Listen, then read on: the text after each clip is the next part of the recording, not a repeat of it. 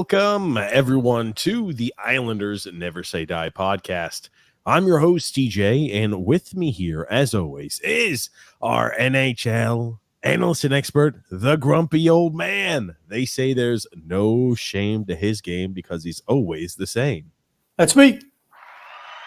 That's right. Round of applause early for Grumpy. Grumpy, glad you're back on the show here with us today. I had to do a show just with Phil's facts. It was tough. No, all kidding aside, we happy you're back, Grumpy. Enjoyed Phil playing the grumpy old man character there, I guess, for an episode or two. I cannot imagine that. He was a little bit more optimistic than the grumpy old man would be. That is for certain. Delusional. I would use the term delusional. But if you're new to the show, you're new to the channel, welcome. This is a twice a week All Islanders podcast that takes place every single Wednesday at 8 p.m. Eastern Standard Time and every single Saturday at 8 p.m. Eastern Standard Time. So if you're new to the channel, we encourage you to do a few things. We encourage you to subscribe on YouTube so you don't miss out on any of the future content that we put out. Also, if you subscribe on YouTube, you get little notifications, little bing notifications when we go live. So you know when we're going live. And also, hit the thumbs up button, right? Because if you hit the thumbs up button, number one, it lets Grumpy and I know that you like the content that we put out. And also, it helps the algorithm, apparently. And, if you subscribe on YouTube, I guess you'll get early access to these little surprise pop-up shows, I guess like we're doing today on really a Grumpy, almost, a little before 6 o'clock. We're going live 2 hours early, Grump. You said it was going to start at 5:30. Is there a problem, Grumpy? We started 30 minutes behind. You said it was going to start at 5:30. I was running a little late, Grumpy. What a shock. Oh, Grumpy. But for those of you who are new to the channel, again, twice a week, all Islanders podcast. So make sure to give a subscription if you like the content we put out. Also, we do have a secondary podcast called TJ and the Grumpy Old Man. It's an all sports podcast that takes place on Thursdays, right? Ooh, think about it. Thursday, Thanksgiving. Thanksgiving's tomorrow, but it takes place on Thursdays.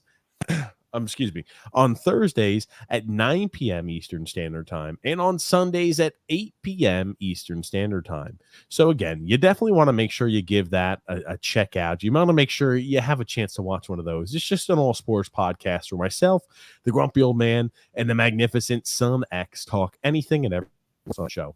It's called TJ and the Grumpy Old Man. You could find it in the link in the description below or as a featured page here on our YouTube channel at TJ & the Grumpy Old Man. So make sure you go ahead and give that a little listen too. Grump, a lot's happened since we last did a show together. Man, oh man, the last time we did a show was November the 11th. 11 days. Hard to believe so much can happen. I'm not surprised. I believe before that last show ended, I made a prediction on the 4 games on the road. I said we were going to lose to Edmonton, lose to Vancouver, lose to Seattle, and then we'd beat Calgary. So what happened? We lost to Edmonton, we lost to Vancouver, we lost to Seattle, and we beat Calgary. I mean, that's why people should just tune into the show. I can tell you what's going to happen in the future. I mean, you don't need to listen to any of those other podcasts and know what the hell they're talking about. Everyone, you see people kind of starting to come over to our way of thinking now, so far ahead of the curve. 2 years before everyone's starting to wake up. Sad. It's sad. I guess maybe it's vindication, but who knows? Just listen here. You want to know what's going to happen? Just listen here. I tell you, since we went live, we covered the Islanders against the Washington game where the Capitals beat us 4-1. And since that podcast, 3 losses, 1 victory. People will say, well, hey, we split on a road trip, Grumpy Old Man. We had 2 overtime/shootout losses, and we won 1 game in shootout on that road trip. So technically, hey, we had 4 games. We came in with 4 points on the road trip. That's a win. That's a victory. That's what Thomas Hickey was telling us, Grumpy, on the telecast, remember? What were the records of the teams that we played? Not good. I mean, okay, you came away with 4 points. Great. And you're also hearing the narrative. Lane Lambert's now pushing that. Well, we did some good things. We just didn't get the results. Okay. You played Edmonton, who's like really freaking bad this year, a team that made the playoffs. So, that was a guaranteed loss.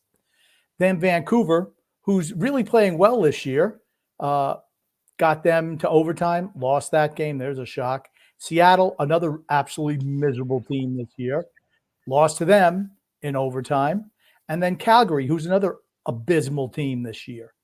It's not like you're beating, Boston. You got 4 points against Boston, Toronto, Florida, and Tampa Bay. No, these are the dregs of the West. Absolutely. So we're still, what are we? Seventh in the conference. I'm sorry, seventh in division, and like 14th or 15th in the conference.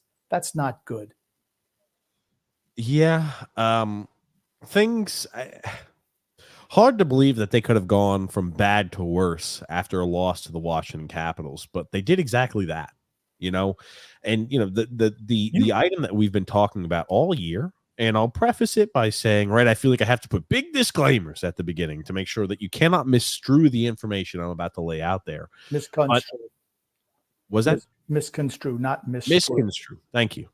Misconstrue the information I'm going to put out there. Just because you made the postseason last year does not mean you're guaranteed a spot and the guaranteed a spot to make the postseason this year.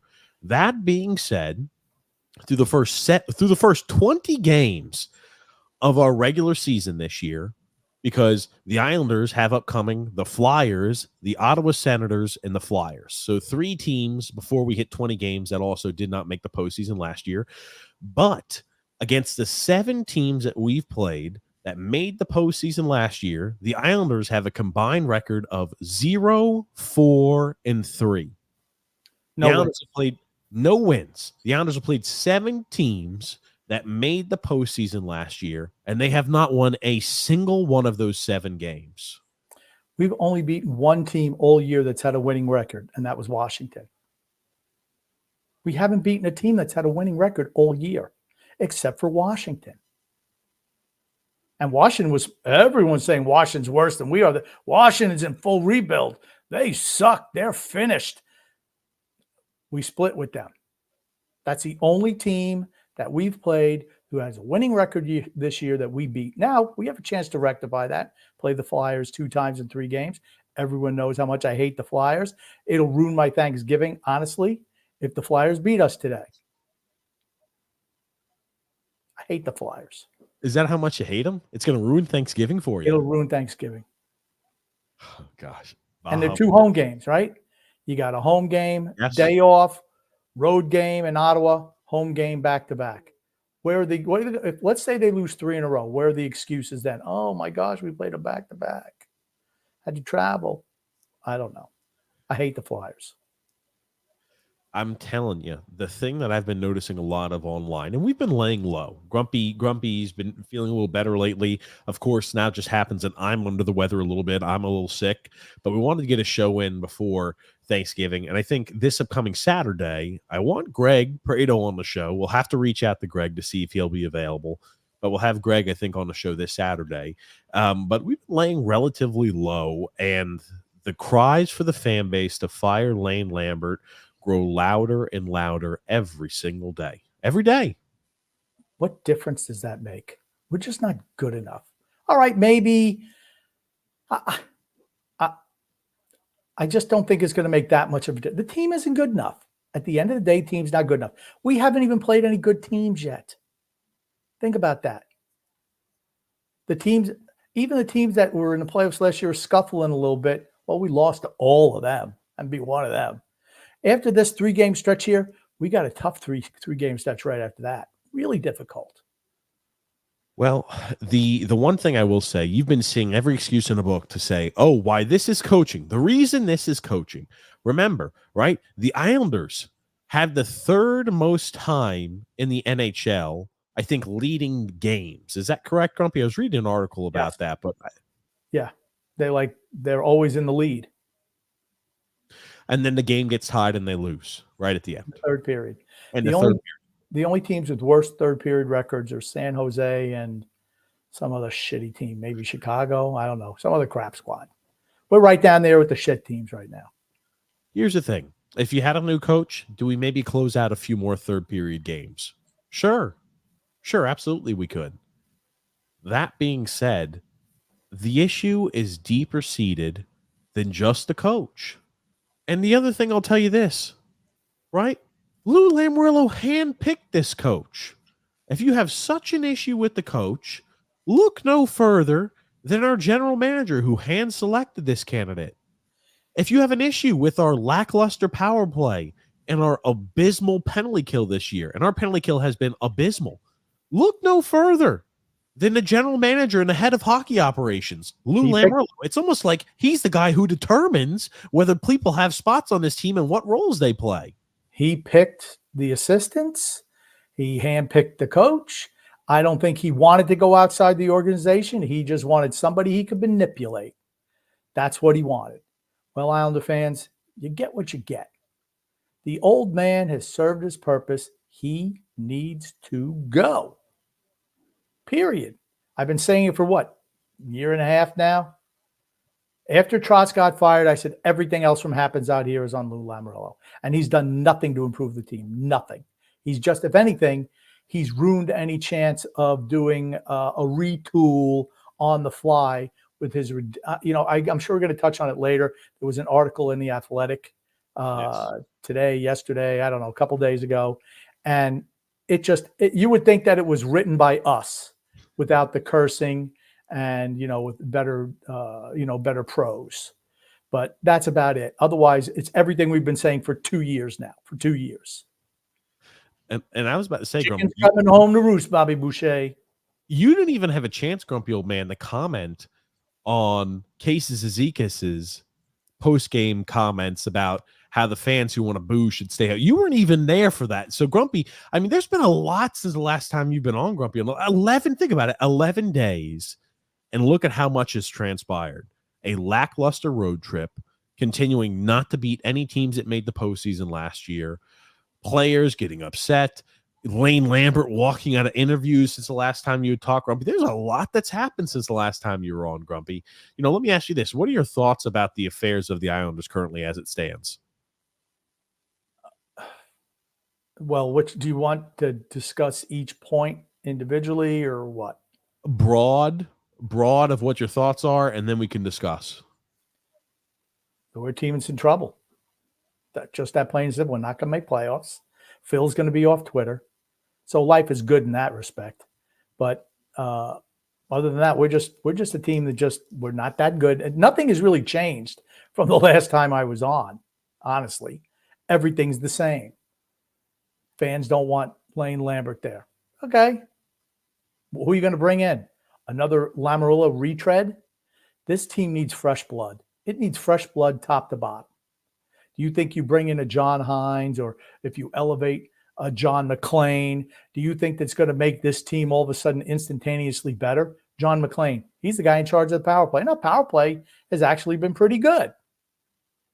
I mean, I think they're 17th in the league in power play goals, something like that. Think about that. We consider pretty good because of how bad it's been as of the last few years. Middle of the road is not bad. Hey, it's better than 31st. Yeah, well, I guess that is the best we can hope for, right? What so you were talking about coaching candidates, John Hines, John McClain. I've seen Wedgwood being a name that's thrown out there. You're starting to see people are grasping at straws, thinking that a new coach fixes all the problems. Now, here's the thing. I think a new coach would give our team a temporary bump. Absolutely, it would. Do I think that Lane Lambert is the right guy? No, I don't think he is. But here's the thing. The problem lies deeper than just Lane Lambert. And the failure to realize and to make adjustments for the deep-seated problem is just going to get you putting a new Band-Aid on an infection. It's not going to fix the actual infection. Okay. Yeah, that's what I just said. So, yeah, not a problem there at all. I just want to address Casey Zizekas real quick. I can't believe he's that tone deaf, honestly, to even say something like that. Even if you're thinking it inside, that's not something that you actually come out and say, is it? You want to alienate your fan base? Well, you don't like it, just stay home. Really? Really? If I'm a fan, I'm not going to games. If you were somebody who was looking to buy season tickets, would you do that? Nope. And the Islanders, what should they have done? You talk shit against the fans. First of all, you're going to come out. You're going to get read the riot act. Ownership should read you the riot act. You should come out and have a full-blown apology, and then you sit. Sit for a couple of games. Sit for a couple of games. What did they do? Nothing. He did a half-ass apology, walked it back a little bit, and no foul there. You want to know why the team's in trouble? There he goes. No one's ever, there's no accountability for anybody in the organization. Ever. No accountability ever. Think about other New York sports teams, right? I'm going to keep things to where they're very similar to the current situation, right? You can look at other teams, professional sports teams in New York. It's not like I'm talking about the Kansas City Royals, or I'm going to be talking about, the Tampa Bay Rays or anything like that. I'm going to talk about other New York teams. Grumpy, do you remember, and I used Evan Lane as the example last week with Phil. Evan Lane goes out there and he says, well, the line doesn't concern themselves with thoughts of the sheep that are probably sitting at home flipping hot dogs. And you can't flip hot dogs, but still. Evan Neal? Yes. Who did I say? Evan Lane. I don't know. I'm sorry. Lane Lambert's on the mind. I've got some foggy brain there. But yes, Evan Neal. Do you remember the pitcher that was moved to the Yankees, who came out and had a shitty performance on an away game against the Oakland Athletics, Grumpy? Who the hell was that?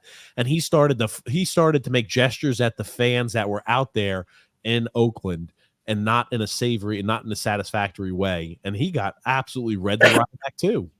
Yeah, I don't remember who it was, but we discussed it on the TJ and the Grumpy Old Man show. I forget who it was. Maybe it was a Mets pitcher. I don't know. I don't know if it was the Yankees or a Mets pitcher. Okay, but yeah, flipping off the fan like, dude, bad luck. Bad luck. Yeah, it's just and look at what happens through all of those items, right? Guess what? You pay the price. You cannot go ahead and demean or encourage that your paying customer does not attend events. That is a big no-no. You think? Yeah, I think so. Yeah. Was it Tommy Kaline or Grumpy? No. I don't remember who it was. It was somebody from the Yankees. It was a starter. It was a starting pitcher. I don't remember who it was.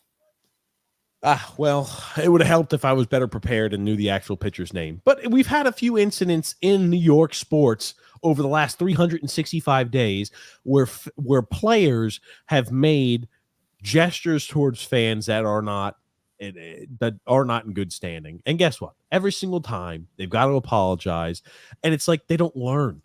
I'm like, as a professional athlete, that's the one thing you cannot do. Why are you even listening to the fans? Why are you even listening to the fans? You can hear them, but just come on, guys. Get your heads out of your butts. It's a soft athlete of today. They're offended. Oh, no. Said something mean about me. Oh. Let's strike back. Grow up. You're paid a lot of money to play a kid's game. Suck it up. Suck it up, Buttercup. Thank you, Matthew S. It was Carlos Rondon who was booed and started to get upset. TJ, you should be more like a lawyer. You should be more like a lawyer on the show. Before you ask a question, you should already know the answer. I know, Grumpy. I was really relying upon you being the Yankee fan to remember that, but that's all right. That was a long time ago. And I didn't know you were going to spring this on me now.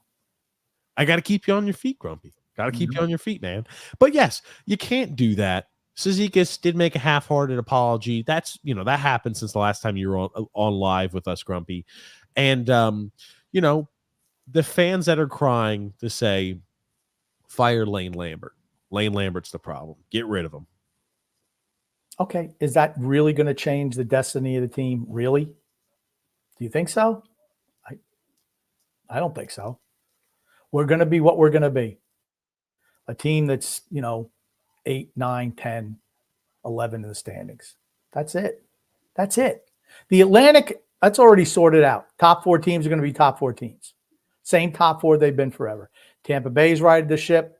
Florida, who maybe Florida's going to take a step back. Florida's righted the ship. They're right up there. Toronto and Boston. Those are 4 guaranteed spots.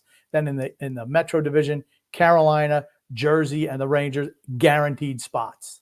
Now you got to hope that Washington or Philadelphia take a big step back, which is possible, of course. And then you got to hope that maybe Buffalo, Ottawa, Detroit also fall on their faces. That's an awful lot of wishing to get you in a playoff spot. Traditionally, if you're not in position for a playoff spot or close to it around Thanksgiving, you don't make playoffs. This team, you'll find out about this team before end of the year.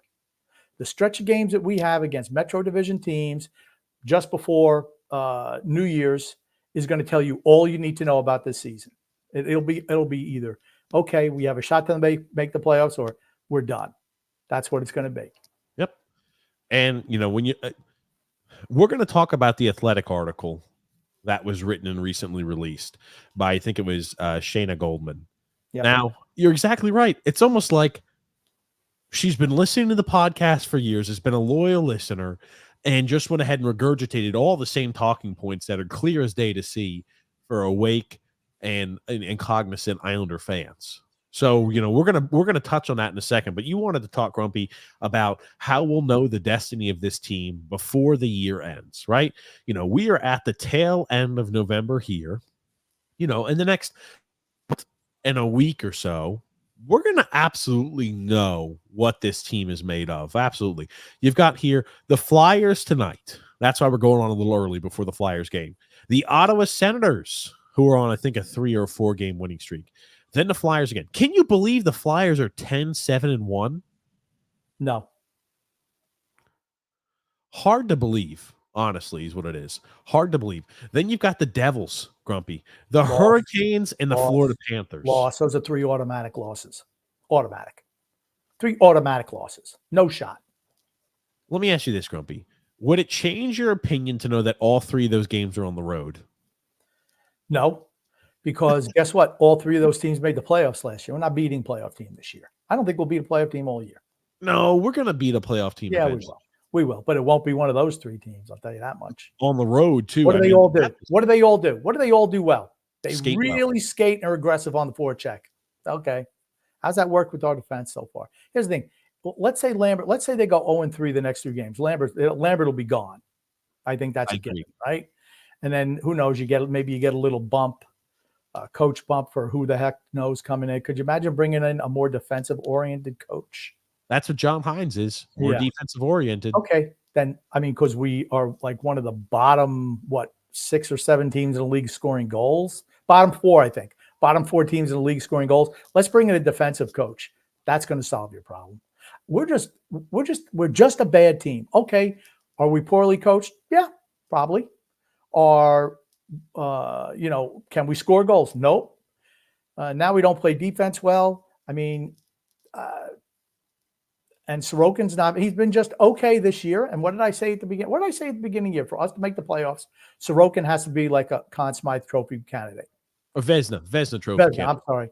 Well, Conn Smythe would help too. But Vezina, yes. He'd have to be a Vezina Trophy candidate without a doubt. He hasn't been this year. But think about the games, all those games we lose in shootout or we lose right at the end or whatever. What happens, right? Those are games that maybe when Sorokin's, going at 150% better than any other goalie in the league, maybe we win those games.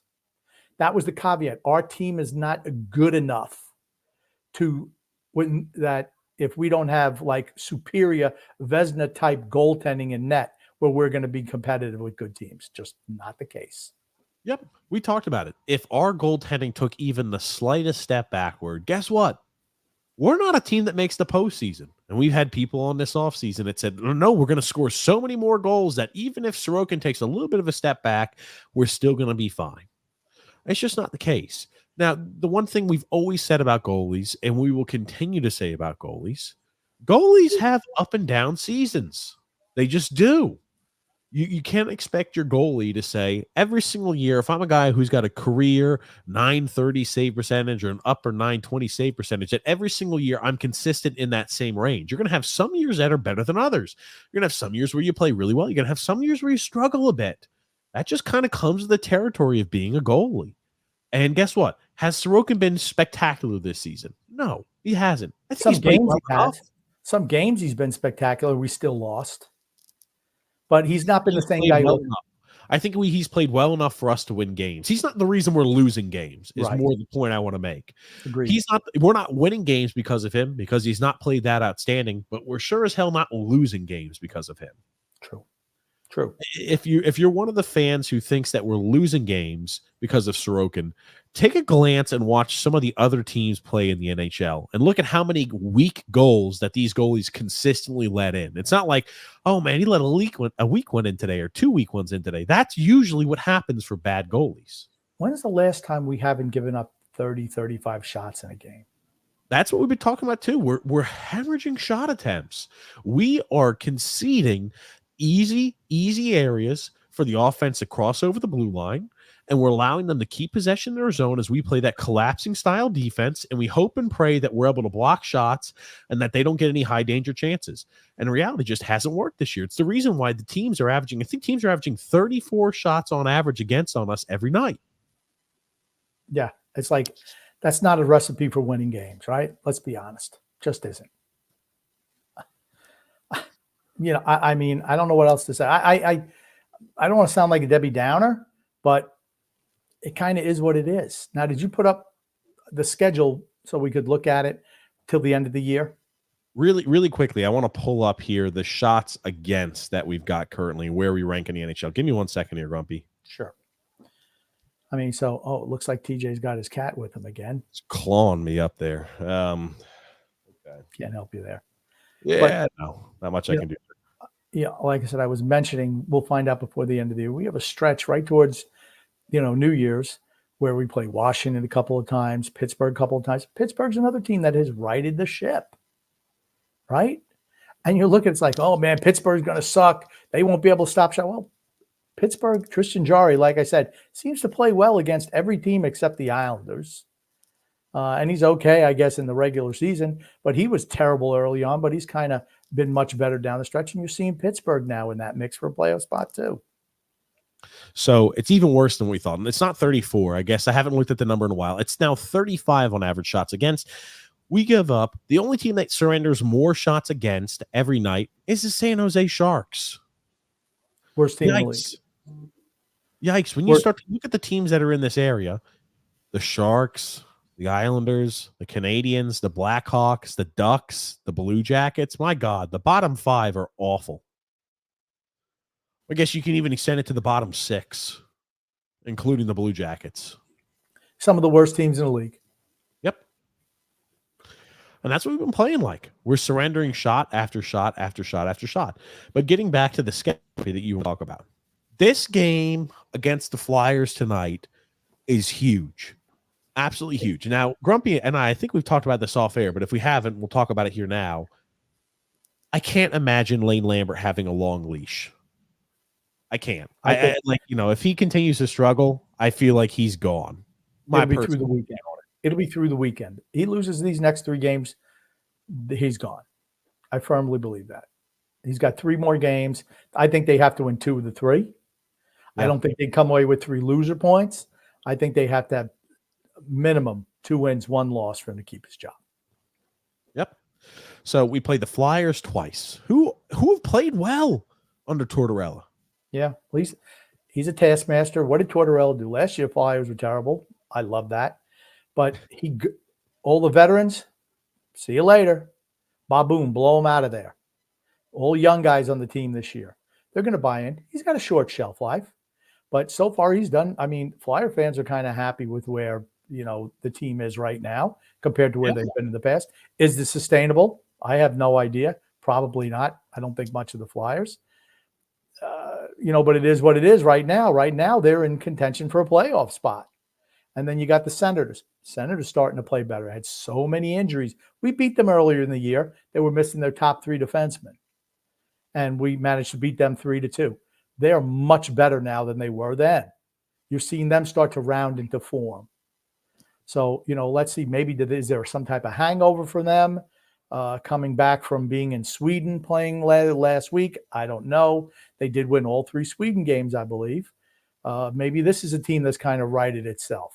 Who knows going forward? But after that is where it kind of gets a little bit more difficult in the schedule. We got the Devils. Like I said, TJ, if you could. Real quick, Grumpy, real quick.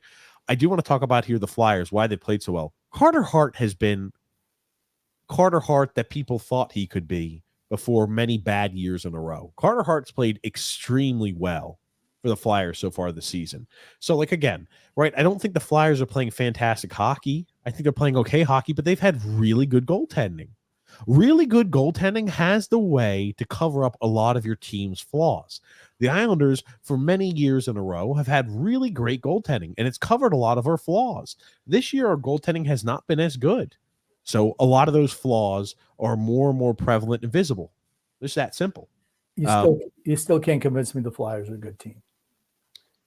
I mean, Carter we'll find out. Hutchinson We'll find does- out today. We'll find out today and Saturday, right? We'll find out. But here's the thing: if the Flyers are actually a good team, we're in real trouble. If the Flyers beat us twice, Grumpy, let me ask you that: Are you willing to say the Flyers are a good team? Well, we're not a good team, so I don't think that means the Flyers would be good. Okay, fair enough, Grumpy. Fair enough. Yes, but you look at the schedule, right? I think the Flyers could. Flyers tonight. I think the Flyers could win. I think the Flyers could win a Stanley Cup. I still wouldn't think they're a good team.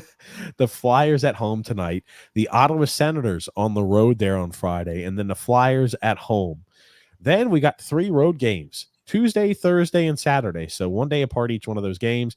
We've got the Devils, the Hurricanes, and the Florida Panthers. 3 losses. A record again: 0-4-3 against teams who made the postseason last year. Those are 3 teams that all made the postseason last year. So we'll be 0-10 after then against playoff teams. We're not beating them.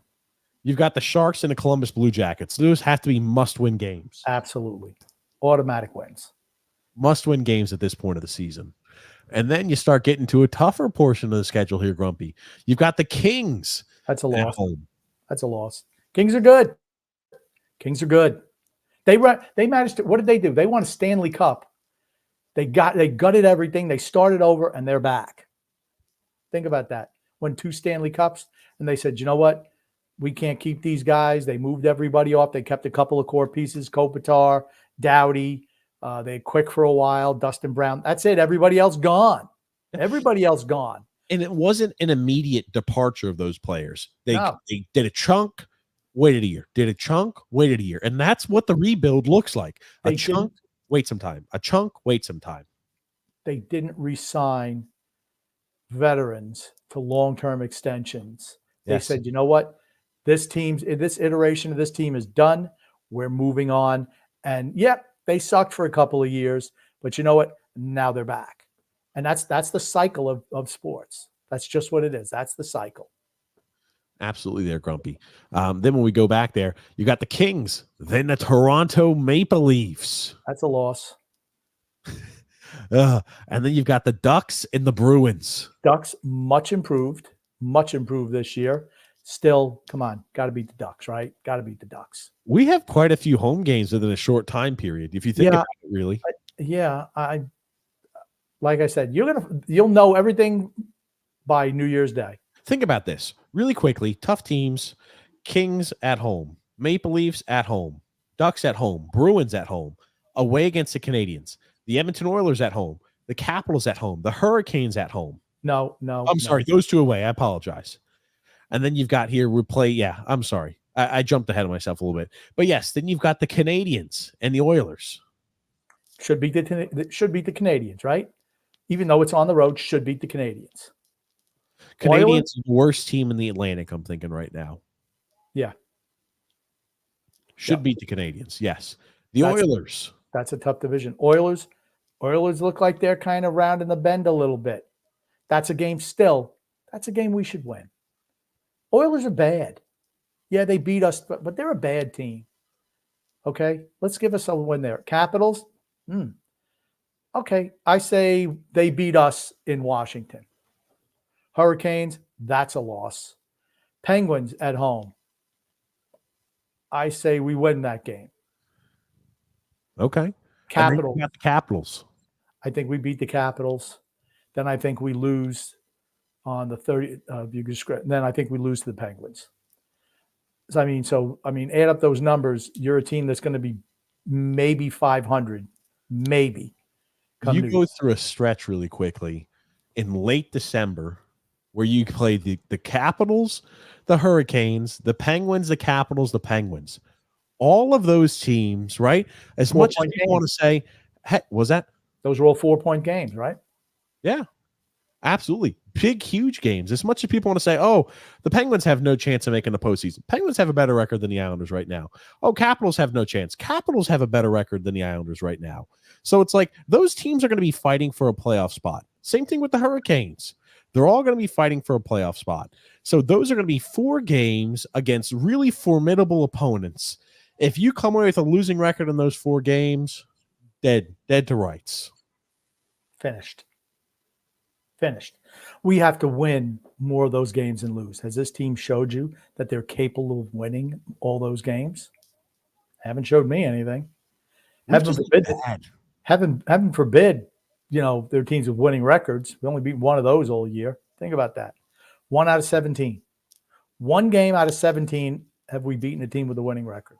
Think about that. Yikes. Can't beat teams with winning records. Can't beat teams that made the playoffs. I don't know how, that's conducive to winning hockey. It's not. It's not for success in the postseason. And that's all really it matters. The goal is not to say we barely squeaked into a last spot in the postseason and got beat by the Hurricanes again. The thought process is we're trying to make noise in the postseason. We want to win a Stanley Cup. Just making the postseason does not make me happy. That's not, our was that Grump? Not good enough. Yeah, you're right. Not good enough. And now, Grumpy, there was an article that was released here by The Athletic that covered a lot of the same talking points that we did. And talking about Lou Lamoriello, how he's dug the Islanders a hole and how he continues to dig this hole by continuing to say, hey, we're taking an approach trading away first-round pick after first-round pick to try to win a cup. It works out for a select few, but for the Islanders, I mean, like, Shayna was just like, this window's passed. And a lot of these long-term contracts we've handed out makes it really tough to rebuild. For the Islanders media, this looks like a hit piece. I mean, here's the thing. In any other place, in where hockey really matters, this is the type of, when the team's not going well, this is the type of stuff that's written. The Islanders, they suck. And you got reporters afraid to ask any questions, petrified. And even if you do ask a tough question, coach runs off, won't answer the question. You got players who are just so comfortable in the country club cul-de-sac crew atmosphere that they have, that they're offended if someone wants to wants to tip the boat a little bit when it comes to the coach or the GM. I mean, this would come off as a real hit piece. I mean, are we going to read some of that? I mean, because it's stuff that honestly we have said or, have no problem saying. I'm just surprised that that got past the editors. Honestly, well, it's okay. It wasn't written by Staple. That's for certain. Shayna Goldman does not work for the Islanders. Right. She's not a beat writer for the Islanders. So she's just a third party. She works for the Atlantic. The Athletic. I'm sorry. And hey, I'm just saying you don't usually see articles like that about the Islanders. It's always, some type of excuse thing. Why? Oh, well, this, there's always some excuse why the Islanders suck. She calls out the general manager, which we've been doing for a number of years now. She starts off, and I'm not right. I'm not gonna for the lieu of her creative work, right? It's behind a paywall. I'm not just gonna read it word for word. We'll pick and choose some of the things we want to highlight. She starts off the article there, Grumpy, by talking about the goods that Lou's done, how he served a purpose originally. He came here the same way we've discussed and brought immediate credibility to the Islanders. I can just summarize what she said, without reading her words, but we give her full credit. What have we talked about all off season about a team that doesn't make the playoffs? Like a team like Buffalo. Okay, they didn't make the playoffs, or it would have been a success, even if they made the playoffs and lose in the first round, even if they don't make any changes. And she brings up the same thing and said, you lose in the first, if you're hoping to contend, staying complacent is probably not the best path forward unless it's a young team, right? We've said that all off season, right? The Islanders aren't that, though. And then she goes on to say, how Lamoriello, and when they say management, let's be honest, just talking about Lamoriello, just dug his heels in, this team, we believe in this team, right? That ridiculous thing. And then she mentions how the team all summer, they locked themselves into flawed roster deals with lengthy contracts. I said, as soon as those contracts were signed, 7 years for Pierre Engvall, 7 years for Scott Mayfield, 4 years for Varlamov. Guys that all should have been, all right, you weren't going to move Engvall at the deadline, but certainly you shouldn't have traded for him, and you should have moved Varlamov and Mayfield. But he doubles down. And the biggest thing that she comes to the realization, I remember the Islander fans, right, saying, oh, well, look at how low the AAV is, for Pierre Engvall and for Scott Mayfield. Their AAV wouldn't have been anything like that, even close. We save so much money. You're signing guys like that for 7-year deals. They're going to be on your team when they're 35 and 37 years old. That's not conducive. And these guys are just they're bottom 6 guys and bottom pairing defensemen. These are not the type of things you do if you want to contend. And she mentions that. I mean, and the blame all goes at the feet of Lou Lamoriello. All of it. Every single bit. The coaching. Same thing. You're talking about, Lane. He handpicked Lane Lambert. He didn't even look outside the organization. He gets rid of Trotz 7 days later. It's like Lane Lambert's head coach. How extensive of a coaching search do you think he did? Not very much. He didn't do anything. Nothing. Absolutely nothing. Yep. And then you look at it, right? Firing Lambert would probably put the Islanders in a similar vote to the Edmonton Oilers. Jay Woodcroft made mistakes behind the bench that led to his dismissal. But the real problem was above him in Ken Holland. I'm sorry. The same exact way it is for Lou Lamoriello. The problem's above Lane Lambert. She also mentions that the same thing we've been talking about. Lou Lamoriello has used the same wash, rinse, and repeat method every single year at the trade deadline. Trade for a guy who's performing historically better than anything he's done before in the past. Guys that have career-high shooting percentages. Guys that have been playing some of the best hockey they have in their entire career. She talks about Jean-Gabriel Pageau. We traded for him in a year that he had a career-high 17.8 shooting percentage. When they're talking about that, they're more just highlighting the fact that 17.8% is not sustainable for your third line center. We give up an arm and a leg to get him, and we give him a long-term deal. What she was trying to say, and she mentioned the same thing about Bo Horvat, same exact thing, both players. You're paying for a guy coming off a career year. Yep. When teams do that, we always look at them like, man, that's a dumb move. You're paying for a 1-year aberration, a discrete event, if you will, from what their whole career has been. And you're going to pay them like that's what they do all the time. So you think that 28-year-olds, 27-year-olds are going to get better as they get older? That's not the case. Absolutely not the case. Yeah. And that's what they've done. She also mentioned, real quick, talking about, okay, let's say you want to get a new GM. It sounds like a recipe for chaos. And considering how tricky a transition can be. And there isn't a whole ton a new GM could do, considering the cap restraints the roster is now facing. But letting Lamoriello have free reign to deepen the hole he put the Islanders in isn't the answer either. That's a really scathing indictment of Lou Lamoriello and his abilities right now. I mean, she talks about how Lou got away and gets away currently based off of his prior reputation than what his actual current moves are. She also highlights talking about, well, they re-signed Matt Barzal, they signed him to a huge contract, and they proceed to move him to winger.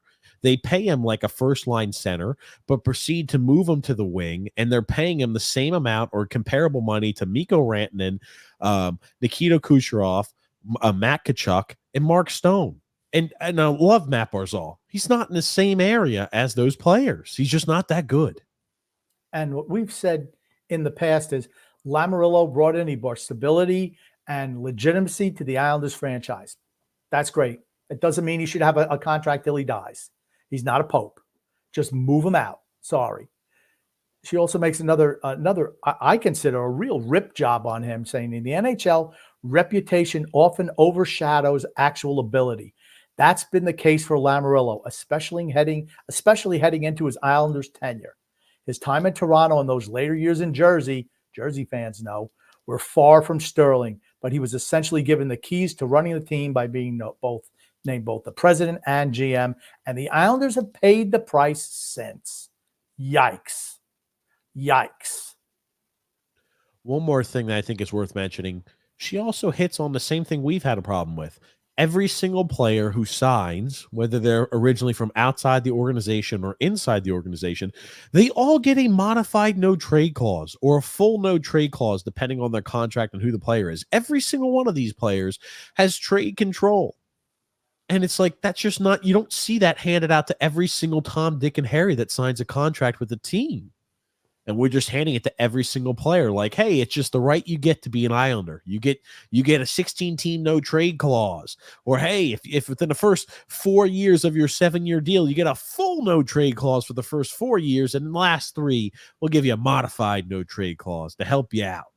I mean, look at TJ. Maybe you can pull up Cap Friendly and just show us how many players have no trade clauses, even modified. I mean, and you're right. She did mention that. Absolutely. You know, and she also mentioned the coaching, that we touched on a little bit earlier. Lambert might be out of his depths, but it was Lamoriello who promoted him there, and he kept him there this year. And he's still keeping him there, by the way. Right. And, he hired the assistant coaches. It's a Lou Lamoriello operation from top to bottom. I think he's afraid. And, even the replacements he's looking at, they're all guys that he's had contact with in the past. Is that what a good GM does? I don't think so. I think what a good GM should do is, you know what? Let's look for some fresh ideas. These old antiquated ideas that haven't worked since 2003 when the Devils last won their cup, they don't work anymore. They didn't work in Toronto. They kicked his ass upstairs for the last few years of his deal because they're like, sorry, old man, not happening. Just look at these no trade clauses. Now, you wanted to bring this up. Matt Barzal, Grumpy, not yet. His no trade clause hasn't kicked in yet, but when he'll be UFA or would have been UFA eligible next year, his no trade clause will kick in. So he'll have a no trade clause. Bo Horvat has a no trade clause. Anders Lee has a no trade clause. Brock Nelson, Jean-Gabriel Pageau, Kyle Palmieri, and Pierre Engvall all have modified no trade clauses. How did Pierre Engvall get a modified no trade clause? Your guess is as good as mine. But when you look at the players who do not have modified or no trade clauses on our forward group are Casey Cizikas, Kyle Clutterbuck, Matt Martin, and then you look at Oliver Wahlstrom and Simon Holmstrom are not eligible because they're restricted free agents, and Julian Gauthier and Hudson Fasching. None of those guys scream, hey, we're stars of the team. I mean, it's terrible. And you go look at defense, it's the same thing. Those guys are immovable. Out of the 14 available forwards that we have currently that are carried on our roster, 2 of them are not eligible. Or actually, 3 of them are not eligible if we include Matt Barzal. But it's like, okay, out of the 11 forwards, 6 of them have a full no trade clause or a modified no trade clause. And Matt Barzal's kicks in next year. Let's be honest. Matt Barzal is not getting traded. How many teams can be traded, to be honest? How many teams can take out $9 million in cap space for a winger who doesn't perform like he should? But you look at the defense, right? Noah Dobson, the only reason he doesn't have a modified or no trade clause is because he's a restricted free agent. Same thing with Romanov. They're both RFA status. But you look at the guys who recently signed, Ryan Pulock, Adam Pelech, and Scott Mayfield, all have full no trade clauses at the moment. You gave a bottom pairing defenseman a no trade clause. I mean, no trade clauses should be, man, you're special. That's why you get a no trade clause. If you're not special, you should be able to move anybody. I mean, and then both goaltenders have no trade clauses. Well, Sorokin's contract doesn't kick in until next year. Yeah, okay. He's going to be getting paid $8 million plus. They're not moving Sorokin. Yep, they're not moving Sorokin. Be able to. He's got $8.25 million contract. He has more than a no trade clause. He has a full no move clause for the first 4 years. And we like Sorokin. Yeah, but that means he's not going anywhere.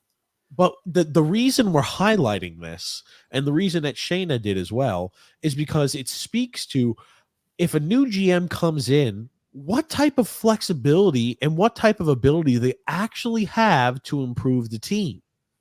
The answer is not much, because our general manager currently at the moment and president of hockey operations has hamstrung the roster with a whole bunch of players who have long-term deals with modified no trade clause or full no trade clauses. I mean, she sums it up really well. Long-term deals can limit flexibility, but loading up with trade clauses can outright lock up the roster. Isn't that what I said? I said there was still a chance. I said it in real time last offseason. This last by deadline, I said this is the last chance to get out of this muck, and he just ended it. He ended it. That can fly for a handful of high-end core players, but not this many supporting players, especially when the team's committing to a roster that isn't a bona fide contender. Yep. I mean, and then you consider the ages of the players. They says this team seems unlikely to become that in the later years of those deals. And there isn't a ton of entry-level talent to supplement them. And there you go. That's it in a nutshell. No young talent to backfill. You're stuck with this same cast and crew for what? At least the next 4 years, right? Yep. How bad are we going to be? That's why he can't be, and she mentioned it earlier in the article, like I said, you cannot let him be in charge of possibly trading draft picks or something. And that's the worst case scenario. If he says, well, here's the thing. We've talked about this for a while. He's already been, it's like when you're playing blackjack or you're gambling at the table and you're losing loss after loss after loss. You have a general manager who still has the mindset of, hey, we can win back that lost money. We can win back all of these and make it right by winning a Stanley Cup. In reality, you don't. You can't. It cannot be done with this current iteration of the roster. We're not winning a Stanley Cup with this team, and It's like, no matter what we had at the deadline, we can't win the Stanley Cup right now. it's like trying to win a big hand in poker with a pair of twos. And she says, if there aren't entry-level contracts to balance the cost, then it's on management to find gems in free agency at a low cost. But that's creativity that this front office just hasn't shown, right? What do we, Chris Lamarillo find us Hudson Fasching? Who else? He's been there now. This is his 6th year. Who else? No one. And then the final thing is this. Lamarillo hasn't shown he's the right person to lead the team through such a pivotal time. His antiquated tactics have put the team in this position, and it's unlikely he's going to suddenly throw out the phone book, or the Rolodex, as we like to say, and adopt a more innovative approach to navigate his way out of it. That's it in a nutshell. Do you think Lou Lamarillo is all of a sudden, can a leopard change his 82-year-old liver spots and turn and decide that, yeah, we're going to go in a different direction? It's just not capable of it. Just not happening. Sorry. Yep. The franchise is just in terrible shape. The sooner you get Lamarillo, as soon as you get rid of him, the better you could be. You're going to have to, the next GM who needs to be here immediately. What have I been saying for years? They should have had a guy transitioning in the wings already, right? Didn't I say that? They should have had somebody. This old man just runs everything from soup to nuts, right? And it's like, you need somebody else. You need fresh ideas. You need fresh thoughts. You need fresh everything. The damage that he did to the franchise between last year's trade deadline and this offseason is monumental. Yep. Monumental. You could have, even though it still would have been tough, you could have done that last transition by getting draft picks for Varlamov and Mayfield and Parise, whatever it was, a couple of 1s and a 2 and a 3, whatever. Yes. Start the transition. You don't have to re-sign all the old guys back. It would have given you a little bit of flexibility with the salary cap. Maybe it gives you the ability to buy out Anders Lee after this offseason. 2 or 3 points a year ain't enough for $7 million. Maybe you could move a guy like JG Pageau.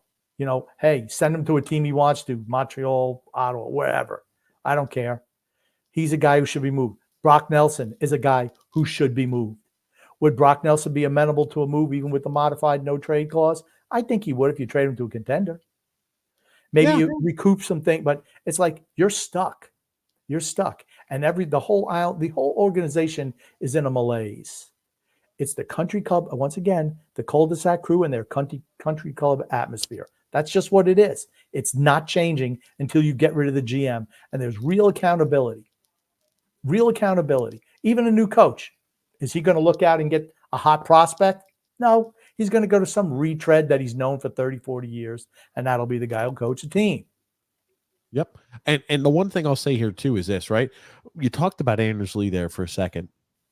He struggled. He needs to be sat. He's been hideous. But guess what? A new coach is not going to come in there and rip the C off a shirt that needs to be done, or they're not going to sit the captain, right? I would really, what would get me some immediate bonus points in the Lane Lambert pool is if he sat Anders Lee. Immediate bonus points. He's not doing that. I'm just saying he should, though. Anders Lee looks serviceable on the third line. Ugh. He looks, but here's the thing. Not worth $7 million. Not even worth $7 at this point. He's been bad this year. He's been really bad. Yeah. But let's go ahead and get to our ad reads real quick. We've got 2 ads today to read. Our first one is from DraftKings, and they say, "Season's greetings, happy holidays to the Islanders Never Say Die podcast listeners." But it may be too early to start decorating for the holidays, right? Thanksgiving is tomorrow, so it's a little too early maybe to put up the Christmas tree, but it's never too early to start your holiday shopping. And why not take care of it now? Before the crowds and pack calendars make shopping a total nightmare, especially if you can get some of the best deals of the season well before Black Friday, well before this Friday. You can shop Raycon products right now and save up to 50% off because, hey, their early Black Friday sale is going on now. And you've heard me talk about Raycon products before. You've heard me talk about, the great headphones they've got. Grumpy loves their headphones with the customizable ear tips, the sound profiles. Grumpy loves their headphones, and I do too. But hey, Raycon first made its name for themselves in the audio space with products like their everyday earbuds, known for delivering high quality and thoughtful features like 32-hour battery life and a perfect in-ear fit for all day wear and lasting comfort. In this past year, they expanded their entire business with the introduction of Raycon Home and Raycon PowerTech. I'll tell you here, they have 5-star reviewed Raycon Magic 180 cable that allows you to charge iOS, micro USB, and Type-C devices 8 times faster with 100-watt power delivery. So for those big devices, your iPads, your large iPhones, stuff like that, your Droids, you can get your item charged and get out there quicker. Who doesn't love that? And also, Raycon is known for delivering their high quality and thoughtful features at half the price of other premium audio and tech brands. And it's no wonder that their products have racked up tens of thousands of 5-star reviews. To get everybody in the holiday shopping spirit a bit early, Raycon is currently offering 20% off everything on their site, with their select products up to 50% off. So beat the crowds and save now. Trust me, you do not want to miss out on Raycon's early Black Friday sale. Hurry now to buyraycon.com/THPN to get 20 to 50% off site-wide. Again, that's buyraycon.com/THPN to score up to 50% off Raycon products. Buyraycon.com/THPN. And today, Grumpy, we also have an ad to read from DraftKings, ladies and gentlemen here. Who doesn't love some DraftKings? Bet the action on the ice with DraftKings Sportsbook. So, hey, you could go ahead and say you could build same-game parlays with DraftKings. You could say, I'm picking the Islanders to win the next 3 games because these games are extremely important, and Lane Lambert's going to keep his job. You could be very optimistic and vote the Islanders to win against the Flyers, the Ottawa Senators, and the Flyers again, and to build same-game parlays. There's a lot of fun things you could do on DraftKings. You could go ahead and bet over-unders, how many goals is Anders Lee going to score or not score. It's always a fun little way to keep and put a little bit more skin in the game. But download the app now and use the promo code THPN. New customers can get $150 instantly and bonus bets for betting just $5 on hockey. Again, that's THPN only at DraftKings Sportsbook, an official sports betting partner of the NHL. The crown is yours. Bonus bets expire 180 or 168 hours after issuance. If you have a gambling problem, call 1-800-GAMBLER or visit www.1-800-GAMBLER.net. In New York, if you have a gambling problem, call 877-8-HOPE-NY or visit HOPE-NY. In Connecticut, help is available if you have a gambling problem. If you call 888-789-7777 or visit ccpg.org.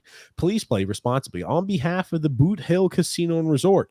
You must be 21 years or older, but age varies by jurisdiction. It's void in Ontario. Bonus bets expire 168 hours after issuance. But see DKNG.com/hockey for eligibility and deposit restrictions, terms, and responsible gambling resources. The NHL and the NHL Shield are registered trademarks of the National Hockey League. Wow. I saw one over and under bet Anders Lee scoring a goal. I mean, you're just saying. I mean, what's the under?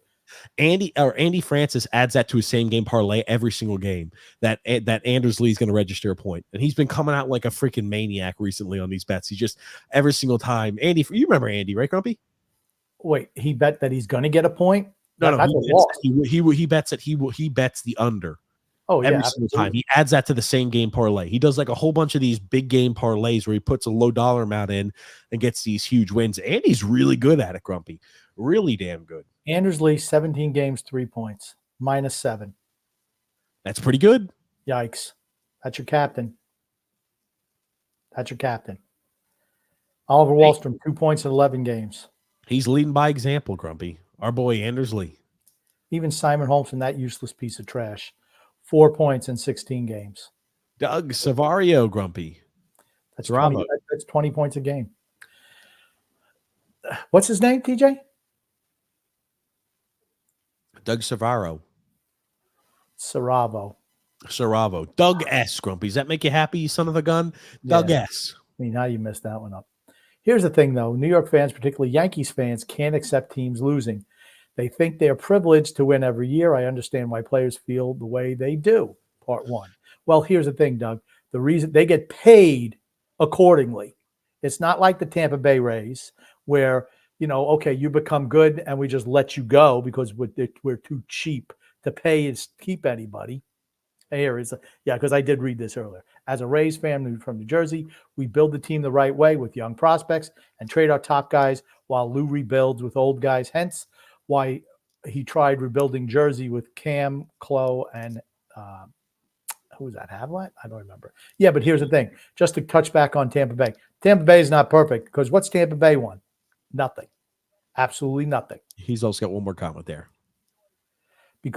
Because the fans in New York, especially Yankees fans, are too spoiled that God forbid if they lose, it's the end of the world. Let the players play and stop pressuring the win all the time. Here's the thing. That's a big sports market, though.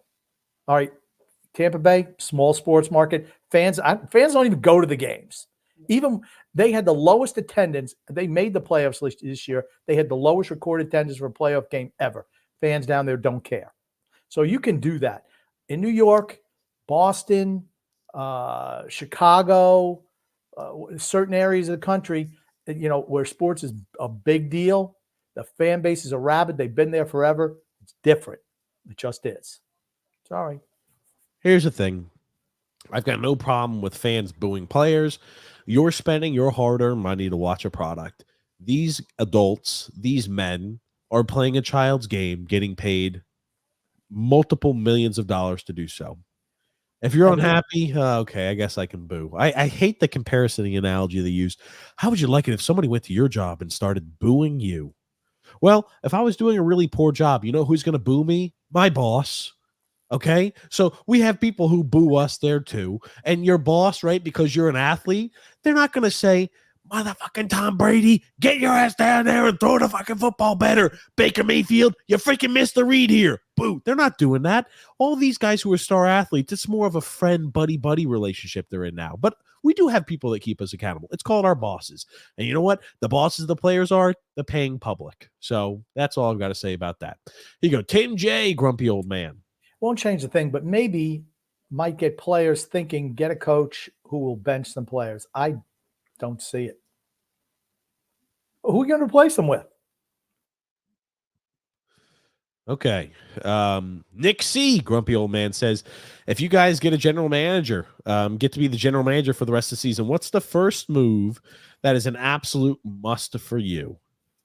Go ahead, TJ. First move is, Anders Lee, you're no longer the captain. I'm stripping you of the C. I assume that's more of a GM decision. I'm stripping you of the C. I don't Head think coach? I don't think that's a GM decision. Who makes the players? Players vote, but the coach would say something. I mean, you might have a conversation with the coach and the player. Hey, Lane, we're taking the C from our buddy Anders Lee, and he's going to sit up in the press box because of his poor play as of recent. If we don't abide by that, Lane, I want you to start. Here's your pink slip, my friend. Go ahead and start looking for a new job. We cannot continue to have a lazy fat cat who has a laissez-faire mentality that doesn't mind our team being off to a shitty start to the season. That's unacceptable. The problem that I would have is I would try to see, I'd call every team in the league. Everyone on our team is available. Everyone. What do you want to, what do you want to offer us? Everyone is available. I'm not eating money to move contracts. I'm not doing that. Everyone's available. And I'd start trying to move contracts back in return. That short, maybe for short term. Sure. But that's it. I mean, I'm just looking, I need to get out from this horrendous financial burden that the old man put us in. And the sooner you do that, the sooner you can move forward. You need to get out of the burden that Lamoriello has put the team in. And it's tough. It's not going to be, that's why because he's given so many really long-term deals, it's going to take really a decade plus, I feel like. Because if you got a new GM tomorrow, it's going to take a long time to get rid of some of the bad contracts that are here now, and it's going to take a while to rebuild your farm system. You are going to feel the lasting effects that Lou Lamoriello had made a decade from now. I agree. You're not going to get what GM worth his name is going to say, this Islanders project, this is a one that's got my name written all over it. This is going to help my career out. I think somebody would take the GM job as long as you got the okay from ownership to see it through. I think they're fine with it. First thing you got to get rid of some of these contracts. And the whole thing is the last number. He just does the same shit over and over again. He just continues to double down on suck. That's what he does, year after year after year. Okay, Tim J. Grumpy. Wallstrom should get a chance on the first line. What are they afraid of? Him passing Matt Martin and Anders Lee in the scoring race? I mean, they got Simon Holmstrom on the first line still, and he's a non-entity on the first line. He's just invisible out there. He's always behind the play. And he always misses the shot wide right. Every single shot. He can't put a shot on net. Kid's not cut out for the first line. Leave him on the third line. Do not elevate him. He's best as a third line player. I'd try to trade him. Move him too. What's the difference? He's not the future of this team. You don't need third liners. You need first and second liners on this team. You have one or two guys. That's it. Yes, Bed and Blanket. We did. We just talked about it, and it's great. If you haven't, the reason I'm bringing this comment back up, if you haven't read that Athletic article yet, just listen to our old shows. Just listen to our old shows. Everything that she said, we've talked about. Exactly. She shares a lot of the same exact opinions that we've shared for years now. Maybe we should listen to our show. Craig K. Grumpy. Lou is still in office. Lane is still behind the bench. Lee is still in the lineup. That's 3 L's to start the game. I like that. Ye right to Pops, Grumpy. Lou has ruined this franchise. Get ready for 7 years of suck. It's going to be more than 7 years. But here's the thing. Has he ruined the franchise? No, because before he got here, we were in pretty bad shape then. But he did, like I said, he brought respectability. And initially it worked because he brought in Trotz and they put the structured defense. Never good enough to win a cup. But still, you were, a team that wasn't a laughing stock anymore. He gave us a glimmer of what a real ownership group with a real general manager can do. Now, here's the problem.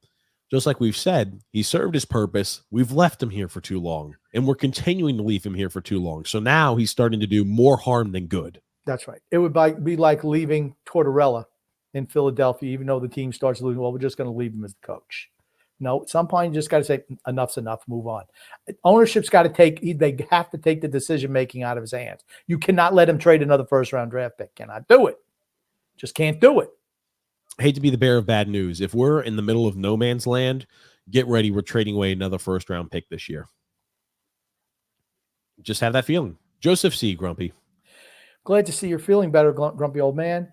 You guys have a wonderful Thanksgiving before I get to mention. Yes, and we're going to touch on it at the end of the show, but yes, happy Thanksgiving to everyone who listens. JP Grump. Happy Thanksgiving to all. Here's to health, happiness, and acceptance of poor franchise stewardship. Very good. I like that, JP. Eve L. Grumpy. Early bird special show. Happy Thanksgiving. Yes. That's right. That's right there. Matthew S. says here, hope you're feeling better, Grump. So does Nick C. Shares the same exact thoughts there. On the mend. JP says, hey, I hope this means Grumpy's on the mend or already mended. How you feeling, Grumpy? Hanging in there. Hanging in there. Okay. Meatball Parm, Grumpy. The warden probably has them on lockdown getting ready for tomorrow. I won't be with them. So, but the warden may, does the warden have you on lockdown, Grumpy? No. Okay. Nick C. Grump. Why is Lane still here? I understand we have a lack of talent, but he is embodying the country club atmosphere issue this team has. He has no answers to any problems, and it shows in his interviews. I mean, Trotz was the same way at the end, wasn't he? It's the players. Eventually, you got to get rid of the players. You just can't change that's the leader of the team. Trotz went through the same thing. The guys, they're just so fat, dumb, and happy. And here's the thing. Those contracts with no move clauses and no trade clauses perpetuate that. Yep. There's why would the Islanders want to be better as an organization, a player? Doesn't matter. I'm still going to be here next year. My family's happy here. We like the schools. Everything's great. We all live in the same neighborhood. Nothing's going to change. I don't have to worry about getting traded. I mean, shit. And here's the thing. Another thing is GM. Hey, what are the teams that you want who are on your no trade list? You're getting moved. We're moving you out, or we're going to bury you in the minors, whatever. That's how you do it. You punish the players with their playing time. Make them want to leave the organization. It's what you have to do. Yep. It's Lane, I think, is at a spot where he just like Trotz is like, I've tried everything. Nothing is working. Now, Lane, it took him less time to get there because he saw the same exact issues that Barry saw. And he's like, oh, well, maybe if I do this a little differently or that a little differently, this will spark a different reaction from the players. It worked for maybe about half a year, half a season. And it's like, holy shit, now I see exactly what Barry's talking about. Yeah. Well, he should have saw it firsthand, honestly. He was there. Sometimes you think you can do things better if you're the guy who's the voice. And maybe that's what Lane thought. Matthew C. said the Flyers will be tough. God, I hope not. Joseph C. said, Grump, do you often remind your brother how much you hate the Flyers? He doesn't need to remind it. He knows. JP Grump. You're right. Absolutely. I've been saying for some time that we need our ownership to get humble and hire the 2024 NHL equivalent of 1980 Frank Cashin for GM. He did a masterful 7-year rebuild with the Mets. He absolutely did. Frank Cashin was a great general manager for Baltimore and then for the Mets. Matthew C. says here, they need the Fire Lou chance. Yes. I agree with that wholeheartedly. He's the guy who should be receiving more hate and more criticism than Lane Lambert, in my opinion. Eve L. Grumpy. This year feels eerily similar to the two Trotz last season. The team seems to have given up on Lane. Why? The team seems to be out of steam, stupid penalties and mental breakdowns. And they're just not that good. They get exposed. They're an older team still. Got a couple of younger guys, but no difference makers. How many difference makers are on their whole team? You got Sorokin and Barzell. Those are difference makers. Maybe Dobson has moments. Okay. That's it. That's it. We don't have any difference makers on this team. And he keeps on paying, too many Chiefs, not enough Indians. All he does is pay the Indians. It's like, we don't need no Chiefs. Eval says here, is Malkin afraid to clean house this summer? Too much work for him. Well, that's the big question, right? We talked about this too. It's tough to fire a GM in season. Now, the one thing I will say about that, if you fire him in season, you don't have to worry about what sort of reckless move is Lou Lamoriello going to make at the trade deadline that's going to further set back the future change that needs to be made and the acceptance of where we actually are. That being said, there's not going to be a lot of permanent candidates available right now, right? You're going to see a more robust group at the tail end of the season based off of how teams do, based off of guys who are assistant general managers under good teams. You're going to see more from them being available candidates later on this year. You just can't let the old man do any more damage to the organization. Just can't do it. And here's the thing. Malkin doesn't have to clean house. That's what the new GM does. And here's the thing. Any new general manager they bring in, anyone is, you know what they're going to say? Nope, we're blowing it up. We're going to transition away from this group, new direction. There's no one who's going to come in and say, you know what? We believe in this group. No one is going to come in and say that. That's why I'm praying for a new general manager. It means there'll be a change of direction for this team, which we definitely, this team needs an enema. Flush it out. Move on. Clean out the extra lumpy pieces of shit that are stuck in the colon of this organization, like Anders Lee and his ilk, Palmieri, all those guys. They're finished. The one thing I'll say here, too, because I saw an article by Stefan Rosner, and we love Stefan, but he said the Islander fans need to get it out of their head thinking about a rebuild that's possible. And to a certain degree, he's not wrong. Now, I disagree with some of the points in the article, but, because he talks about Sorokin's so great, he's never going to allow you to actually bottom out.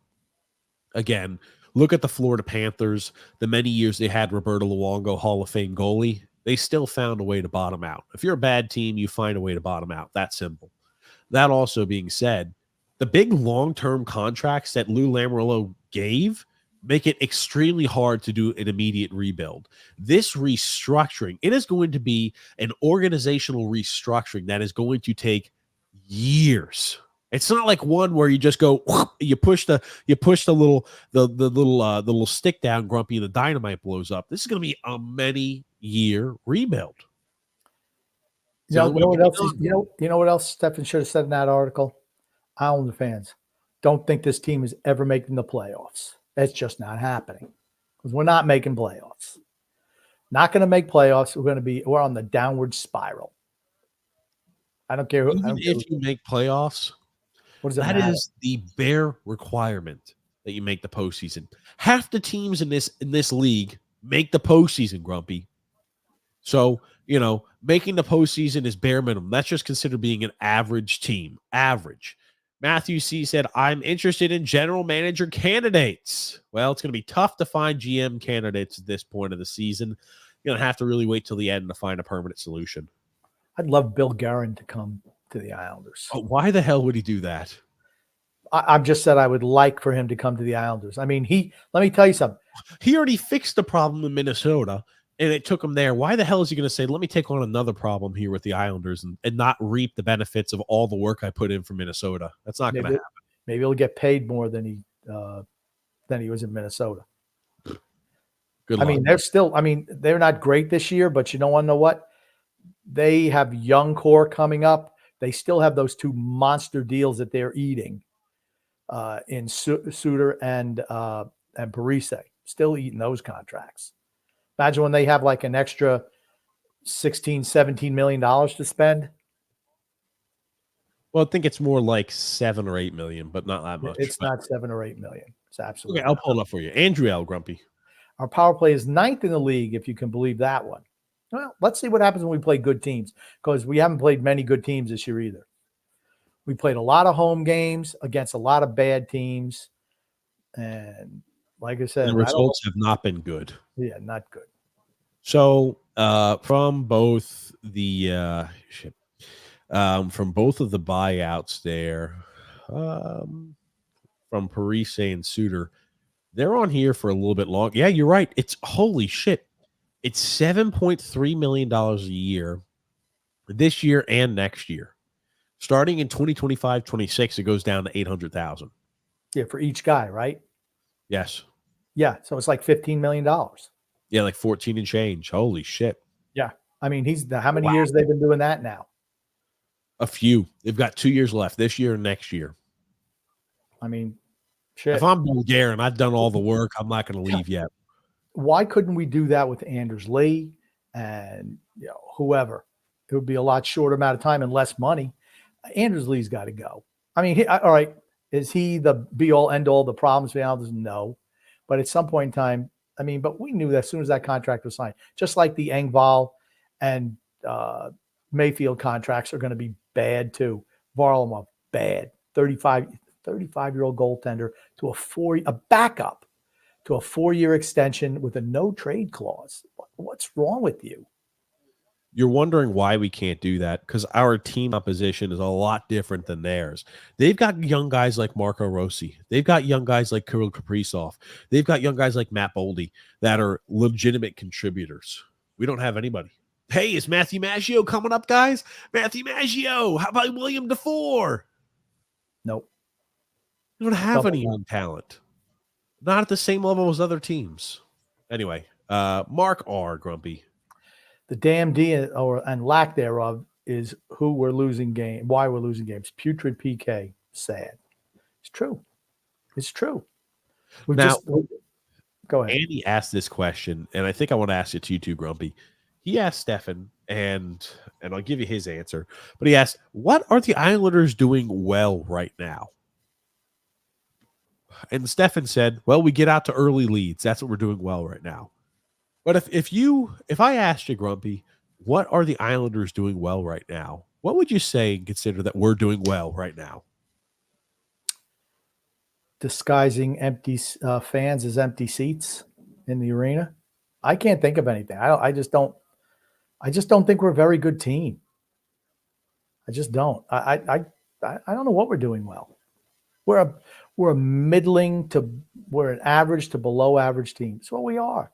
We're just stuck on the treadmill to mediocrity. I say it all the time, right? Yeah. Is there anything that stands out? No, not really. Matthew said, guys, you point the finger at Pajot, Lee, Aho, Mayfield, and Romanoff. Could point at the whole team, honestly. With and the exception, GM. Noah Dobson's been good. I mean, Matt Barzal's been good. I think Matt Barzal's been good too. It's a bad mix. Everything's a bad mix. I mean, Bo Horvat, okay, you could play with Bo Horvat, but you had to have some other speedster on the other side who can skate with Matt Barzal. It's just everything's a bad mix. The second line hasn't been that good. Sorry. Ken Marlowe said, have to get on a winning streak here. Tim J says here, all those teams with shots against have one thing that we do not have: youth with talent. True. Yep. We don't have any. No. Cameron F says, let's go Islanders. Let's go, Cameron. Hold on. Cameron has got the Mets, Los Angeles Lakers, the Giants, and the Rangers. I don't know if Cameron's coming on here to joke us right now, Grumpy, but maybe he's an Islander fan too. Maybe he just ran out of space. What's that? Maybe he just ran out of space. Maybe just like there it is. And he's a Ranger and Islander fan. It'd be tough to do, but maybe there are those out there. Nick C said here, I think it's time to buy out Lee. He's been worse than Bailey. If we're gonna do a rebuild, I don't want Lee to be the captain. I want Barzy to drive any youth they get through the rebuild. I agree. Need a new GM, though. Need a new GM. All starts with GM. Freedom Fund Adventure, Grumpy. Grumpy's back in fighting shape. Happy you're back. Thank you. I skipped the Phil's show. I know they called you the Curve, Grumpy, but they should also call you the show because you are the show. Ooh, thank you very much. Look at that. Freedom Fund Adventure. He just forgot to say that X serves such an important part too. Son X is magnificent. You should have been kissing his butt there too, Freedom Fund Adventure. But he got up there. All he had to do was kiss Grumpy's butt. All kidding aside there, Freedom Fund. Eva L says here, sit Lee for a few games. Be nice. No problem with that. Adam P. Grumpy, you got the comments, buddy. Hey, gang. Nice to see you guys. Happy Turkey Day. Grumpy for general manager, says Bed and Blanket. Matthew Carbone says, do the owners care enough or even know what's going on? I don't know if they care. You have to know what's going on, but do they care? I don't know. Drew also adds, also glad to see you're doing better, Grumpy. Thank you very much, Drew. All righty. Bet him blanket here, Grumpy. Trade Wallstrom and Aho for whatever you can get at the trade deadline. Only 2 players with some value. That's not true. Noah Dobson has value. Absolutely has value. Matthew West says, fans pay your salary that either go to games or watch on TV. That must be in direct response to the comment from Casey Zizekas. Yep, absolutely. JP Grump. It's almost as if the Islanders ownership needs to be told to pull a George Costanza and do everything the opposite way when considering hockey ops. I agree. Tony Pino. Hey, we have. Look at that little baby there. I was going to comment I was going to mention it after the comment. Hey, we have a three game point streak. Let's go Islanders. Look at that's a newborn baby right there. Hopefully they'll see an Islander Stanley Cup before they graduate high school. I also come to the realization I will never see another Islander Stanley Cup. No shot. Yeah. State of Survival says Anders needs a new role. He can't be that 30-goal scorer anymore. He was only a 30-goal scorer once in his whole career. Once. Other than that, 28 is his high. He's never been a 30-goal scorer. Once he scored 41 with Tavares. And other than that, he's just been 28-goal scorer. Wildly overpaid for what he brings to the team. Always has been. Yep. Shifakona says, I think Lou deserves more criticism, especially for firing Barry. I don't think Barry wanted to be here either. I think Barry wanted to move on. He wanted to be a GM. He said as much. He had a lot of head coaching offers that first year out, and he sat out for a year, collected that paycheck from the Islanders, then went to Nashville as GM. So it's a smart move. Yep. I think it's a mixture of both. They were probably telling him, hey, I want you to do things X, Y, and Z. And Barry's just like, kick rocks. I'm doing it this way. This is how I want to do it if I'm still here. And they said, see you later. Lou probably didn't have complete control over him. He probably had feelers out in the water knowing that there were potential GM vacancies that maybe he could be a candidate for as well a year down the road. It could be that they just kind of stopped listening too. That too. It's entirely possible. JP Grump. You have to laugh when you're a New York Islander fan. It's the only way you can survive it. State of Survival says Line A might be on the market. Any interest? No. Another guy who makes a lot of money. I think he's an RFA at the end of this year. He makes a lot of money. A few years ago, I always said bring in Patrick Laine, but it's not working right now in Columbus for him. Could you imagine what we'd have to give up to get Patrick Laine?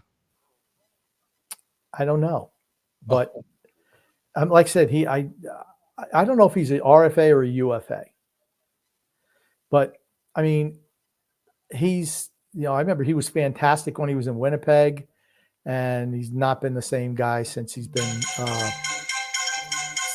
there. All righty, Grumpy, I guess must be getting a call there from Lou Lamoriello, I guess. Speaking of that, he is going to be an unrestricted free agent once that contract expires. He's not unrestricted free agent even if he was released now, but he's got a modified no trade clause, a 10-team modified no trade clause. Contract expires 2025, 2026. But any interest in Line A, I would say no. I wouldn't have any interest in that. He would cost a pretty penny for us to go ahead and acquire. I'm not down for that. Drew L says here, I don't mind having Holster on the first line because Lane is just putting up the tank lineup. I don't think he's putting in a tank lineup. I just think they're spreading the suck around. Matthew C. Happy Thanksgiving, guys. When you have time, use it. LOL. Absolutely. Oh, yeah. Yeah. Our boy, Lou Lamoriello says that. When you have time, use it. Ugh. State of Survival, Grump. Lou was really trying to turn this team into the Devils 2.0. Sorokin equals Brodeur and Dobson equals Stevens. He had to get Romanov to handle the other part. Horvat equals Elias. I'm seeing no Niedermeyer there. There's, you look at that Devils team, fantastic team. We're so far off of that. Michael Bichet, Grumpy. Hello, gentlemen. When will God answer me? When will Lou disappear? Not soon enough. disappear from the coach or the GM of the team. Unfortunately, only when ownership agrees. Freedom Fun Adventure says, Grumpy and TJ and everybody here, happy and blessed, happy birthday to you and your entire family, even son X. Same to everyone. Absolutely. Stephen V. Grump. Back after a long time absence. This team has become an absolute joke to the hockey world and an embarrassment to their fan base. Not yet. We're closing in on it, but we're not there yet. I second Grump for GM, says Stephen V. I like it. Brian B. says here, hope you're feeling better, Grumpy. Thank you. Feeling a little bit better, yes. Michael Boucher said, sorry, didn't even know Grumps wasn't feeling good. Glad you're feeling better. And he said here, and find a place to get rid of Lee. Wally's contract needs to play more. Wally needs to play more and not get traded. Bed and blanket Grump. You guys think that Malcolm and Ledecky actually care about the organization? They have the new store coming and have concerts there all the time. I just don't think that ownership cares. Now that's entirely possible. I don't think they want to lose money, but I think that it's important to them to do a little bit better than they've been doing so far. State of survival Grump. When do you predict the team will sign Parishes? Why would they sign Parishes? Why would you do that? Rumor is he's not fully retired. And like, here's the thing. I don't see how Parise would say, yeah, that Islander team, that's worth half of the year, and trying to go balls to the walls and get my body beat up for a team that's not going to win a cup. Unless he needs the money. Tony Pino Grump. You said we're not making the playoffs last year. Did I? I thought we were 50-50 is what I thought. I thought at the beginning of the season, we're probably, if you put a gun to my head, it'd say 55% chance yes, 45% no. As of right now, it's probably leaning more the opposite. 45% yes, 55% no for me at the moment. I thought we had a legit shot to make the playoffs last year. This year, I don't. I just don't. I mean, blanket Grumpy. Yeah. I don't think that attendance at games is going to make them do their job. Yeah. Well, I mean, as long as the tickets are being bought, I think maybe that's all they care about. Dan and the kids says, if you look at the Islanders cap roster by 2026, 27, it is a decent core. Barzell, Horvat, Pelech. Pelech will be done by then. Pulak will be done by then. So is Horvat. But we need to wisely sell every other asset right now for draft capital and prospects. For anyone with bad contracts, we just keep them on the roster. Don't trade assets to remove their contract or take up future cap space with a buyout. Just let them sit. That's probably the best way to do it. But man, oh man, you're in for some bad times. Think about this. Matt Barzal, by the time period of 2026, 27, Matt Barzal is going to be 29 years old. Bo Horvat's going to be in his 30s. Pelech, 30s. Pulak, 30s. Sorokin, 30s. It's like, now here's the thing. You could win with players in their 30s. Not your best players. We'd have to have a lot of production from young players as well, which we currently don't have any. So, let's see. State of survival, Grumpy. Bring back Snow. I'd like to see what he could do with the money. Yeah, I mean, Gar Snow, he'll never, just like anyone who, once you GM the Islanders, you never work again. Neil Smith never got another job. Milbury never got another job. Snow never got another job. Lamarillo's never getting another job. It's where GMs, and they get 10 years at a shot and never produce anything. No repercussions. Sorry. CJ, the Red Lupin Power Ranger, says here, our defense is not the problem. It's the coach and the assistant coaches. Fire Lane, and I bet our defense would reach their full potential as before with Barry Trotz. I just think that's really wishful thinking. So do I. Could it? Maybe. Is it likely? I'm not sure. The problem is Pulak and Pelech are nowhere near the players they were 3 years ago. Correct. Not even close. And you can't say that Dobson's strength is playing defense. Mayfield is taking steps back. He's another step slower. And then you got Aho and Bolduc. Aho is what he is. And Romanoff, shit. Romanoff. No.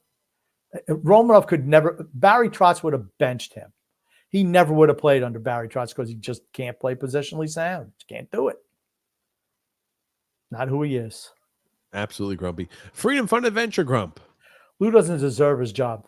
Thanks for your service. They changed coaches already. If they do it again, results won't change for long. You must get rid of guys who are here too long and too comfy. Absolutely.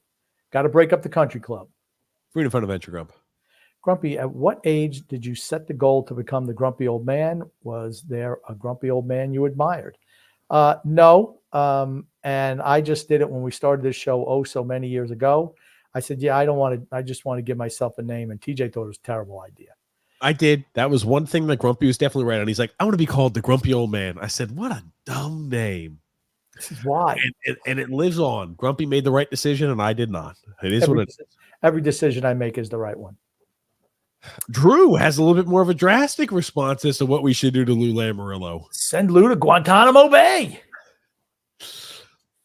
I heard that's really nice this time of year, Grumpy. Yeah. John S. Grumpy says Gerard Gallant with a few question marks. I just don't think I don't think any coach makes a big enough difference with this team. He would be a really bad fit here. He's a player's coach, and this team is already so unbelievably entitled to what they think they deserve. A player's coach is just going to further feed that ferocious appetite for their control. No, I don't think a player's coach does it. You're going to need somebody who's going to be an absolute asshole. Drew L. Grumpy. It's the players. It's the players. You got to crack the whip on the fat cats on this team. Grumpy, I just wanted to say, get off the phone and turn the TV off. That's right. That's right. That's right, Drew. Get off the phone, Grumpy. Turn the TV off. Stephen V said, fun fact, the last time the Islanders won the Stanley Cup was the same year a new invention called the compact disc player came out. It failed to gain market share versus cassette players for about 10 years. Think about that.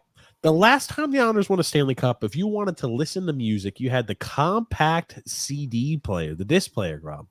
Yeah, but cassette players were the thing back then. Think about that, though. People walk around with headphones that are wireless now, and all the music believable right here on a phone. That's how long it's been. Been a long time. HB Carlos says, salute TJ and Grumpy. Salute to the Islanders Nation. And shout out from Portugal. Undefeated in Euro qualifying. There it is. There it is. John A says, happy Thanksgiving to you all. Glad to see Grumpy back. What I'm thankful for, I'm so thankful for the media hit piece on that rotten son of a bitch, Lou Lamoriello. It's about time. That's right, John. I don't know who this Shayna Goldman is, but she is my favorite. She's my favorite she's my favorite NHL analyst, I guess you could say, or NHL journalist. That's for certain after that hit piece. My little brownie, Grump. She'll be attending the Islanders-Panthers game. I'm hoping they'll clean up the penalties by then. I hope you have a good time. Did you show Grumpy the articles that I sent you through DMs? Oh, Grumpy, we actually broke down the article there from The Athletic. That was one of the articles I know you'd sent me. We showed that. We definitely broke that down earlier too. Freedom Fun Venture says here, what could the Islanders do if they bought out Lee, let Cal, Martin, and Palmieri walk, and move out from Cizikas and or Pajot? Quite a bit of money freed up. Some, not that much. You're talking about, remember, the Islanders only have like $5 million in cap space next year. That's it. You're going to have to sign back Noah Dobson and Romanoff. They're going to earn more than what they're earning currently on their RFA contracts. Palmieri makes 5. Pajot makes 5. The Lee buyout gives you 3.5. I don't think Palmieri walk. That's not talking till the end of next year. Oh, no, Palmieri. I'm sorry. Clutterbuck and Martin are gone after this year. But unless you try to move on some way from Palmieri, I mean, Palmieri's next year, and Pajot's got a number of years left. Why not try to trade Pajot? I mean, that's what I try to trade him. I think he would still have value for a true contender in the NHL playing on third line. 3 years left on the Jean-Gabriel Pajot contract, 2 years left for Kyle Palmieri. Here's the thing. We don't have anybody we can fill with a cheap and affordable backup option because every single player that we could have drafted that maybe could be growing into something, we've been trading them away for retreads and guys like that. It's going to be a steep rebuild. It's going to take some time. Just be prepared. Ben and Blanket said, would you guys like Tortorella to take over? Would have liked Tortorella. Absolutely, I would have liked that. You know what? he wouldn't come out in press conferences and just coddle the players. He would have ripped the shit out of them right to the media. Here's the thing. Would it have worked? I'll tell you what, it maybe made some of the Islanders cry and go home. And that means it would have worked. Yes. The reason I say no, could you imagine how bad of a locker room environment that would have been with Tortorella and the fat cats we have on this team? Who cares? Who cares? They need to be broken up. Lou would not be happy about the volatility Well, and the craziness. Lou never would have hired him. That's what I'm saying. It wouldn't have been a good mix. Could it have been cool to see? Absolutely. And it would have gotten the end result we were looking for. Chaos and destruction to rebuild anew. We've got to tear this thing down to the studs and rebuild. That's it. But guys, we are here at the end of the show here today. First off, happy Thanksgiving to everybody tomorrow. Enjoy. Have a good time with family and friends. Enjoy time with loved ones. Grumpy, what do you want to say before we wrap things up here? First of all, I want to reiterate what TJ just said. Happy Thanksgiving to everyone. Also, love and laughter to everyone who listens and even those who don't, from TJ and the Grumpy Old Man. Absolutely. Thank you so much, everybody, for tuning in, listening to the show. Islanders playing the Philadelphia Flyers tonight. This is going to make or break Grumpy's Thanksgiving, apparently. So for your sake, Grumpy, I'm hoping the Islanders definitely win so you don't have a miserable Thanksgiving. Just a few more comments here. Swampbox29 says here, for all the fans looking for Malkin, Malkin to be cooking me for Thanksgiving. After tonight, I say, nope. What, you can't get it right. You just don't know how to do it. You should have done it, damn it. That's why I took a pause for you to do that. You started reading the comment. I let you read the comment. Nope. What can I say? You do a better Biggie buzzard than me, Grumpy. We'll add it to the list, okay? Thanks so much, guys, for watching. We'll be live with you guys this Saturday, hopefully with Greg Pareto on the show. I got to reach out to Greg. Hopefully he'll be available this Saturday. Talk some Islanders, talk some rock and roll on Saturday. Who knows? But thank you so much, Grumpy. Thank you so much, everybody, for listening. And Grump, did you already say your pleasure? Did you already give your sign off? Okay. Thanks for paying attention. Yeah, that's me. Thank you so much, guys. We'll be with you guys live on Saturday. Enjoy your Thanksgiving, and thank you, Grumpy. My pleasure.